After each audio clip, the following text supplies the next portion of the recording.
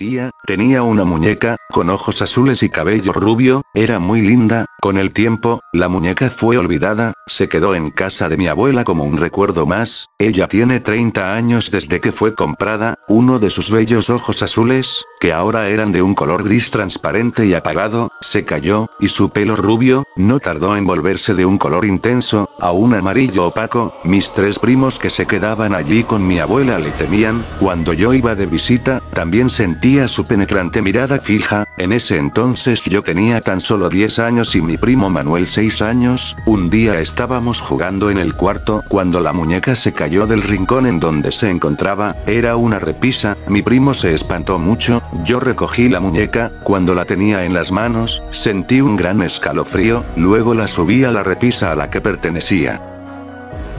No dijimos nada ya que sabíamos que las personas grandes no creían en estas cosas y hubieran dicho que fue tan solo nuestra imaginación.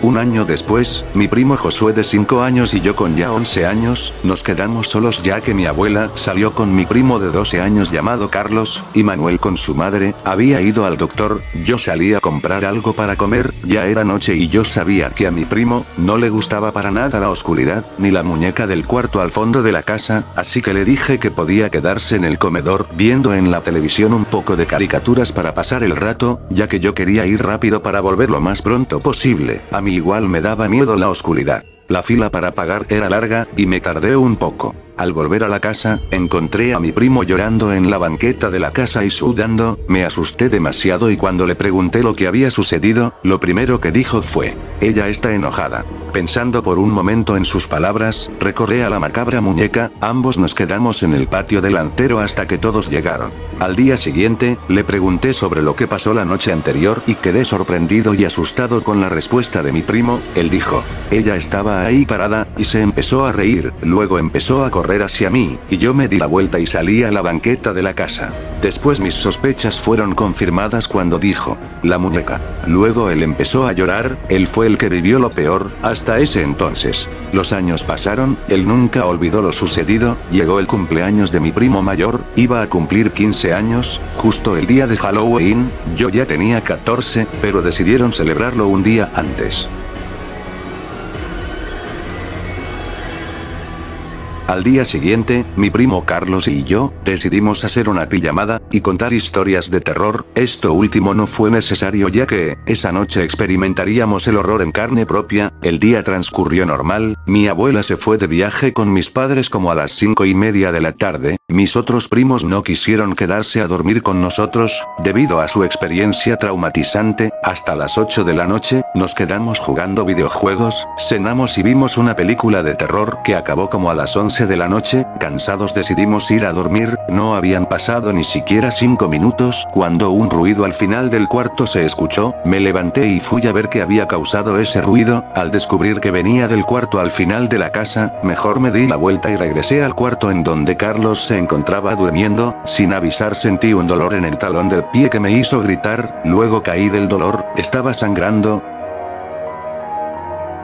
Allí estaba la maldita muñeca, con un afilado cuchillo que sostenía con las 2 manos. Me asusté y quería salir corriendo, pero la herida dolía demasiado. Debido al grito, mi primo salió corriendo del cuarto, y me vio tirado en el suelo. Su reacción fue rápida. Cuando vio aquella muñeca, no dudó un segundo en patearla. Lamentablemente, la muñeca fue más rápida, y se lanzó directo a su cuello. Él logró golpear la cabeza de la muñeca y desvió un poco el ataque, pero le alcanzó a enterrar el cuchillo en el hombro, y luego con gran agilidad subió hasta su cabeza. Usé este tiempo para arrastrarme hasta la cocina y sacar un cuchillo grande de cocina. Cuando miré, la muñeca le desenterró el cuchillo del hombro. Carlos cayó al suelo y la muñeca igual. Ella se levantó rápidamente y le trató de clavar el cuchillo en la cara. Yo no lo pensé 2 veces, y le enterré mi cuchillo en la parte de atrás de la cabeza. Sangre salpicó en mi cara y la era posible.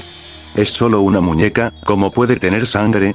Con rapidez, saqué el cuchillo de su cabeza, ella se volteó, y esta vez se lo enterré justo en el ojo, así atravesándole toda la cabeza, el cuchillo que aún tenía el cuerpo entero de la muñeca, lo clavé en un pedazo de madera, y con su propio cuchillo, le rebané la cabeza dejando caer su cuerpo al suelo y su cabeza aún clavada, me dijo. A mí no puedes matarme. Fui por un poco de alcohol, y la bañé con él, quité el cuchillo, agarré su cuerpo y a ambas mitades de cuerpo y cabeza, los llevé afuera, ella iba riendo sádicamente ya estando ahí, con unos cerillos les prendí fuego y unos gritos de agonía se escucharon, cuando la llama se apagó, metí su cuerpo en una pequeña bolsa negra, luego fui a buscar cojeando por el dolor, mi celular, marqué para pedir una ambulancia, cuando llegó y se llevó a mi primo, ya casi inconsciente me dijo, no dejes que esa maldita vuelva.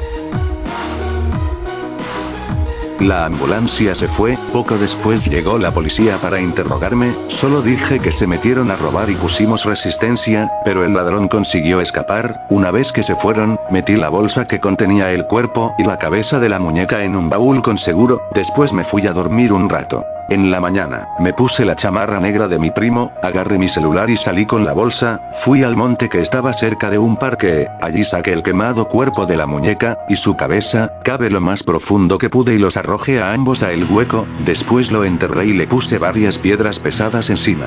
De regreso estaba pensando, en que si Carlos lo había logrado, ya que había perdido demasiada sangre, de pronto mi celular sonó, era mi tía, dijo que Carlos fue operado y que ahora se encontraba bien, regresé a casa un poco mejor. Los días pasaron, Carlos fue dado de alta por el hospital.